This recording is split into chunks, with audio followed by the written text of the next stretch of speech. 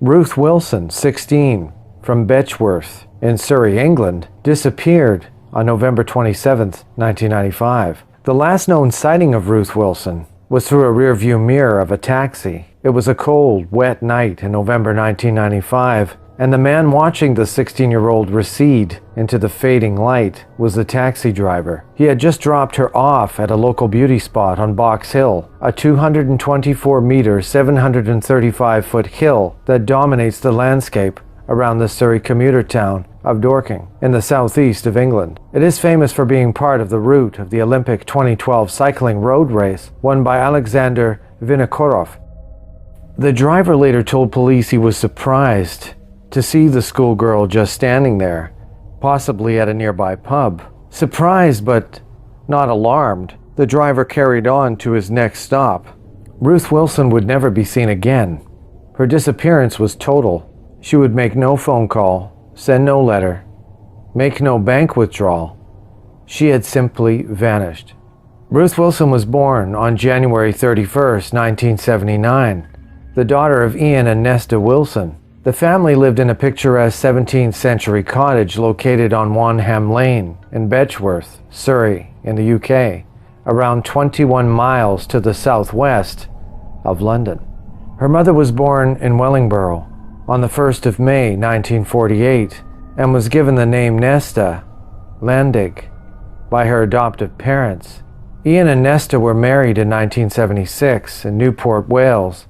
When Wilson was 3 years old and her sister Jenny was a few months old, Nesta died in a tragic circumstance. Ruth was told that her mother's death was a result of an accident when she fell down the stairs on December 4th, 1982, but her actual cause of death was suicide. Ruth's father, Ian G. Wilson, remarried Karen Bowerman towards the end of 1983. Ian and Karen worked as teachers, and Ian also served as a local parish counselor. Ruth enjoyed reading, going on bike rides, and playing the electric guitar and piano. She also had a Saturday job working in the music shop and was a babysitter in the area where she lived. She was described as intelligent, quote, not cool, end quote, perhaps a little nerdy. Ruth was just a typical teenager with a lot of hobbies and a small group of close-knit friends who were all described as quirky but similar. She was studying for her A-levels in biology and chemistry at the Ashcombe School of Sixth Form in Dorking. She attended her local church at St. Michael's in Betchworth, where she was a member of the choir, played the organ, and took part in bell ringing. Around October 1995, according to Ruth's friend Catherine Mayer, she developed the belief that her biological mother's death was not as she had been told. She traveled to London to examine Nesta's death certificate, but Anderton, a school friend, says she ran away from home a month before her final disappearance and hid at his house in Betchworth. Catherine Mayer was due to move to Sheffield in South Yorkshire, and Ruth had asked if she could come with her once she had moved there, but she never got the chance, as she went missing a few weeks after Catherine moved. Catherine's mother recalled that Wilson had slept over not long before she disappeared and had been adamant that she did not want to go back home. Ruth did not explain why. Ruth Wilson's parents have refuted claims that her home life was unhappy, and friends and family say she was not suicidal. On the Saturday before her disappearance, Ruth worked at her usual job in the music shop in Dorking, then went for an Indian meal with her ex-boyfriend, Will Kennedy, and another friend, Neil Phillipson. Kennedy and Phillipson stated that Wilson paid for the meal and told them it would be, quote, something to remember her by, end quote. Ruth and Will were still friends despite their split, and it is thought Ruth may have signaled her intention to leave home. She then went for handbell practice at the local church on Sunday and attended a youth group in Dorking, then back to Will Kennedy's for supper. On the day of her disappearance, Monday, November 27, 1995, Ruth's parents left early for work, leaving her and her sister Jenny to catch the school bus. Ian Wilson was preparing for an Ofsted government inspection as head of science at the secondary school where he taught, and Karen, who was deputy head of a local primary at the time, also had a lot of preparation to do. Ian remembers being in a hurry and having pushed past Ruth, who was listening to her Walkman. I remember being annoyed with her. I said something like, quote, "Out of my way, I'm in a hurry." I'll always regret that. Those were the last words I ever had said to her. I really feel bad about it. The two sisters were used to catching the bus together to school, but at the last minute, Ruth told her sister that she was not coming. Quote, "I wasn't entirely surprised because she was in the sixth form and she didn't always come in for the whole day," she said. Quote, "I thought it was a bit strange that she left it to the last minute to tell me, but that was all," end quote. Shortly after Jenny left for school, Will appeared in his car and offered Ruth a lift. She declined and then told Will she would see him later. Will assumed that this meant she was coming into school after lunch. Ruth was not one to intentionally miss school, and so he expected her to appear at Ashcombe School at some point later in the day. However, Ruth never arrived. At around 11:30 a.m., she took a taxi into Dorking from Betchworth, and at midday she ordered flowers for her stepmother from Thistle's Florist on Dorking High Street. She asked that they should be delivered to the following Wednesday. Ruth then spent the afternoon in Dorking Library, and around 4:14 p.m. she took a taxi from Dorking Railway Station to the local beauty spot at Box Hill.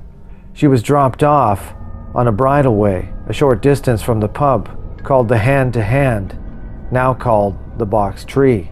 The taxi driver said that Ruth had shown unusual behavior in that she simply stood still in the rain as he drove off, and she did not walk away as he observed her in his mirror. The taxi driver was the last person to see her at 4:30 p.m., and at this point, it would have been dark this time of year.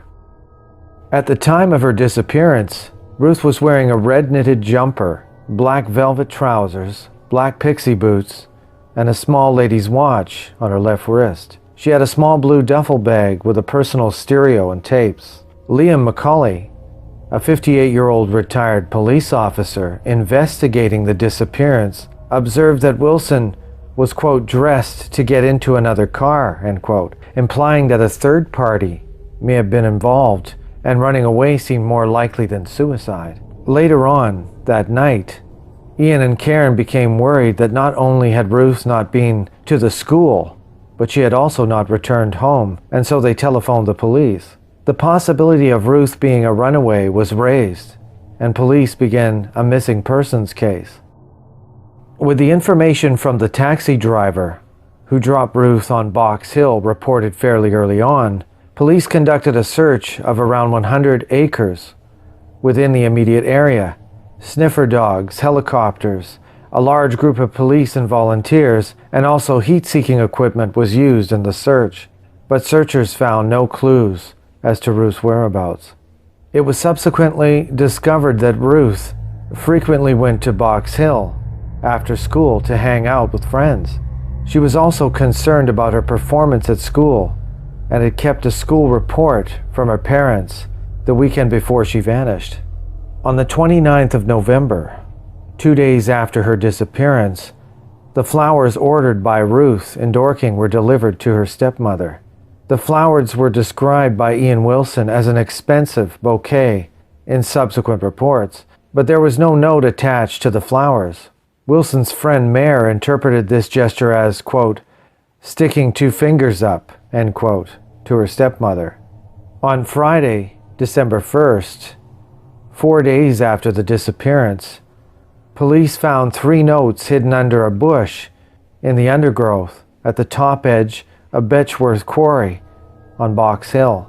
Nearby were found empty packets of paracetamol tablets and a half-empty bottle of vermouth. The fact that alcohol and paracetamol tablets were discovered suggested to the police that this could be a potential suicide. Yet Ruth's body was not found nearby, even after a large search. Police also could not distinguish if the notes had been left on the day of her disappearance or left previously. Did she leave the notes and these items to throw the police off the scent? On Saturday, the 2nd of December 1995, 5 days after her disappearance, another large-scale search was organized by Surrey Police and the fire and rescue teams. The search this time involved the Betchworth Quarry, end of Box Hill. 60 volunteers comprising local members of the public school, colleagues, wardens from the National Trust, and employees and owners of the quarry Nile Limited took part. Again, Ruth was not located, and no further leads were developed from this search.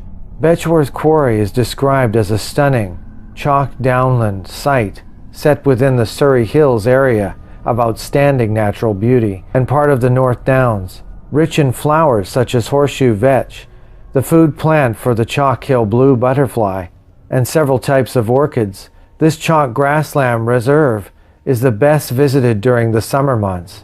A yew and broad-leaved woodland can also be found around the edge of the former chalk quarry.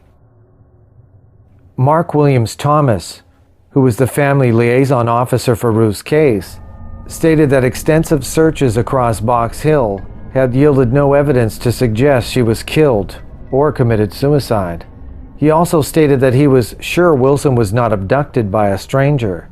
Williams Thomas also stated that, quote, "From the experience I've had, I would suggest one of two things occurred.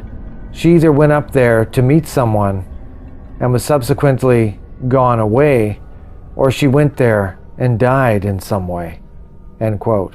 On Friday, December 8, 1995, Ian and Karen Wilson appeared on the Granada TV breakfast program This Morning to appeal for information. They stated that they believed that Ruth was still alive, but afraid to come home. 8 months after the disappearance, Catherine Mayer was visited at her new home in Sheffield by the police.